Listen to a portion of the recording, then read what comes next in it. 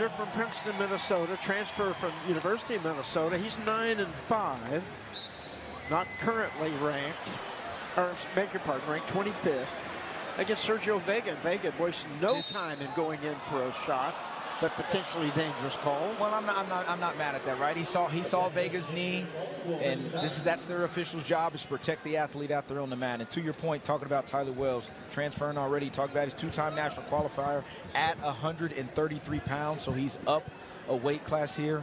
And Vega just has had a phenomenal freshman season so far, true freshman season at 141 pounds, ranked #2 nationally for the Oklahoma State Cowboys. Well, Vega is another one of those guys you don't want to get in a scramble with him. He is a scrambler deluxe. Yep, he can wrestle in all positions. He's good on bottom, he's good on top, he's good on his feet, he's got different attacks. He can pin you from a lot of different positions, especially if you're in on that leg and he catches you with that cradle. Yeah, he showed that in the Nebraska match against Brock Hardy with that cradle. And Wells is a goer as well, man. Watching him wrestle at 133 pounds, that dude doesn't stop wrestling either. Should be fun. A lot of action in this one. Yep. This is Vega's position with that elbow control. He's already tried to hit one of those little ducks early. Well, and going back for a second to 133, what can you say about Jax Forrest? It's like the hurricane was just unleashed out there. Yep. I mean, it's just like a waterfall of movement. And that's his style. That is his style. Expect the unexpected, expect a lot of excitement, expect a lot of points. And sometimes he'll wade into something that is not good for him, but he'll find a way out of it in those big matchups we've seen and win. So he was very impressive, no question. These guys have some common opponents in. Vegas 2-0 against these common opponents. Nice little duck attempt there by Wells, though.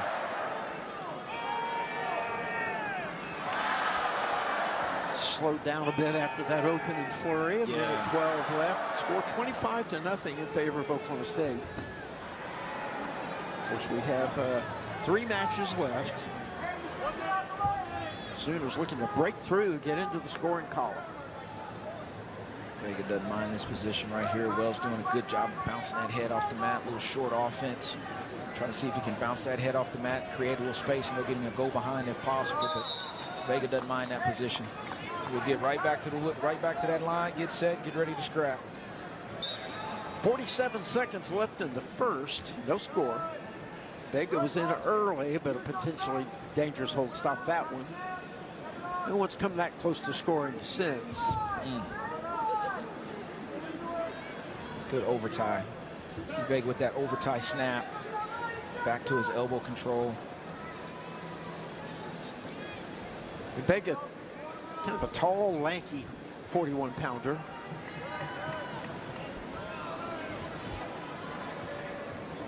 Wells, I would say, is more just traditional average height, average build. Not extra tall, lean, not extra short and bulky. Just Vega's been a little bit more on the offense, on the prowl, a little bit more stalking. So just kind of see how that takes effect here later on in this match. Okay. So you see Oklahoma State's had 3 freshmen really had a great start there, combined 23-1. And of course, D. Lockett did not wrestle this evening, but now I guess you could go 24-1 if you throw in Forrest's quick victory a while ago. So they've had great luck with some outstanding freshmen. And Vega chooses bottom quickly out of there for the 1-0 lead. And that's one thing Coach Taylor was talking about, David was talking about. You know, you got all these guys, man. Let's go out here and see what they can do. You know, you put them in these environments. They do the stuff in the room. Let's see if you can do it in front of everybody.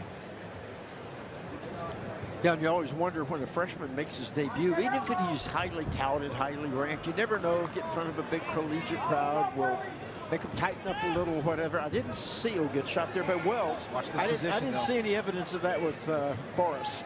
Watch this. This is Vega's spot. This is Vega's spot. Likes to work from. Yep. He's going to start elevating that leg. Here he comes, coming to the side, puts the head into the leg, trying to lift it. Yep. And watch out for Oh, watch out for the cradle. But the frustration there from Vega is that's his position there. Sure. It was a little bit better that time than it was the first time. And he didn't argue the call. He just went back, got in the circles. Now, well, that time he didn't. This time he kind of put his hands up because he knew where he was at there. Mm-hmm. He's got those, I call them loosey-goosey knees. My knees don't work like that now. Pretty sure there's a lot of people out there listening to me that there's a stall warning against Wells. Vega fired a little shot there. But that's where I was talking about that stalking part, right? Mm-hmm. Vega's been the aggressor. He's been the one, snap and shoot and get to a leg, right? He's been on the leg twice, and you kind of see Wells' butt's been more towards the edge.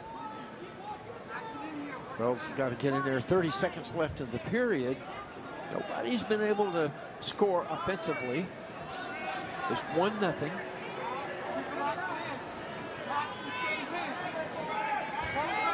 hanging on the edge there a bit is Wells trying to get off the track. Oh, he almost. He was. Hey, I don't know how he did that, but he dagged there, scored there. 7 seconds left. Vega trying to keep that 1 foot in, but they're off right as the buzzer goes off. So no scoring there. Good job at Wells hanging in there. Okay, so here's what they're doing. They're conversating. They're either going to go down. They were talking about that because, Vega's tough on top as well now. Now, does Vegas say, I'm going to ride or I'm going to keep pushing now, keep getting installed on their feet? I don't know. I think he's going to ride. He's going to try to ride. He's going to ride, so man. See. Yeah. Now, if he gets to a position where he, needs to give up one instead of a reversal, he'll let him go. So Wells, of course, needs to get out. Vega, got the little figure 4 in there and working on the head. I can't see exactly what from here, but then also watch that cradle. And also remember, Wells does have it. He's got a stall call. And Vega loves to cradle if he gets a chance. And he's trying to stay above the knee, right? You just mentioned that you kind of see him continue to scoot forward, right, in that position, right? Because that's what he's looking for, that cradle and or wing on that left side. Wells can't really go anywhere. He's been stuck there. They've been here there's 33 seconds. They've been here for almost 40 seconds right there in the center of the mat. Wells flat on his belly. But this is why Vega's going to continue to work on top. Like a lot of guys who are long for the weight, he's really good on top. Yep. And watch a little chicken wing there. Yep. On the left side. Vega. And he's staying busy, so he's going to let him work here because he's staying active on top, working for a turn. You hear the crowd hitting, stalling for Wells because he hadn't got to a belly yet. 50 seconds remaining, third period. Ride time for Vega's at 1:06.